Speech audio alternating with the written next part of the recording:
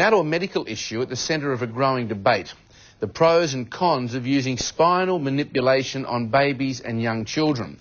Chiropractors claim it can be beneficial in treating a range of childhood ailments. But the Australian Medical Association says baby spines are too delicate for manipulation, and a rub on the back from mum or dad is safer and often more effective. Hello, Cassandra. How are you? When Greg and Karen Kings exhausted all medical options to help their daughter Cassandra's gastrointestinal problems, they turned to the chiropractor in desperation. She was waking up during the night around about 3 or 4 in the morning, complaining of stomach pain, I'm going to be sick, and we had an x-ray done and they said that she was basically constipated. And as we can see, there's an imbalance in the system reflected in the way the legs do not reach the same length. Chiropractor Joe Ierano is the public education spokesperson for the Chiropractic Association. Using an instrument called an activator, Joe adjusts Cassandra's spine. So the adjustment is very gentle. She doesn't feel any pain. She doesn't complain. 3 sessions a week for 2 weeks, and her parents say Cassandra was cured of her 18-month-long ailment. She is cured to the point that she's not waking up. She doesn't have her constipation problems that she was having, and the fact that she's back eating like she used to and running around like a good, healthy little kid. Just check this beautiful spine of hers out. At another clinic across town, Johan and Fiona Nilsson are having baby Isabella checked by chiropractor Nicholas Wood. Okay, just one small adjustment up here. Just relax for us, Bella. Good. It certainly doesn't look like much is going on, but Isabella's parents swear it relieved the incessant crying that indicates colic. Well, the immediate effect was that she fell asleep virtually within a minute or two, and well, she was very relaxed. And then within the next few days or so, the screaming did become a bit less. So she did improve.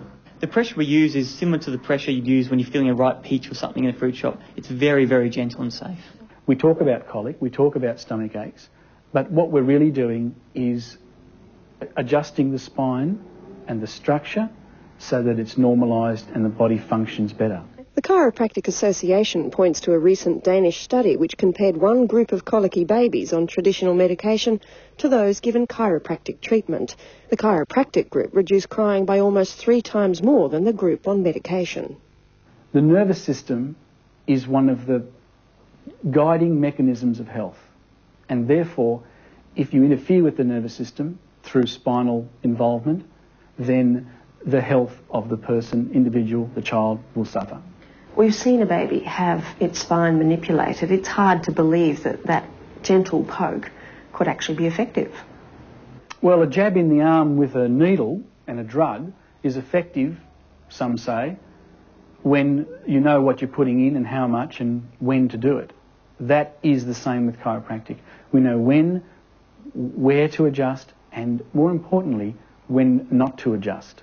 But the Australian Medical Association doesn't buy it. Dr. Rosanna Koppelinga-Host is on the Complementary Medicine Advisory Committee. The Danish study that the chiropractors are quoting, the chiropractors will tell you themselves, does not take into account parental touch in either of the groups that were examined. They were also a fairly small group of babies.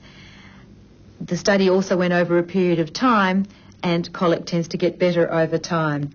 These babies were touched. They were picked up, they were carried, the chiropractor laid hands on them, and I still believe very strongly that that is the key to this, is that when babies are crying, we need to pick them up and touch them. The first thing people do is pick up a child when it cries, and I spoke to a woman only this morning who said she held her child for what she says was 3 months when she had colic, and that didn't have any effect. The AMA's other concern is the delicate nature of a baby's or child's developing spine. The chiropractors themselves say that there is no proof, that this is a hypothesis that they're basing their management on. At the same time, without proof of its effect, there is no proof of any safety, and certainly there are unknown risks that we may be potentially exposing babies to. You can hear the patient say that the adjustment provided by a chiropractor is extremely low force and non-invasive. Proof or not, many parents like Michelle Young are turning to chiropractors when medicine can't help. Can't we get Josiah used to wet the bed? It would be nearly every night. I'd say every night. Once again in desperation, Michelle took Josiah off to the chiropractor.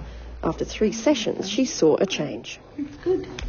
Now, it would be like once every few weeks. So that's the difference. And that would be mainly if he's had soft drinks late at night or something like that. How can it help bedwetting?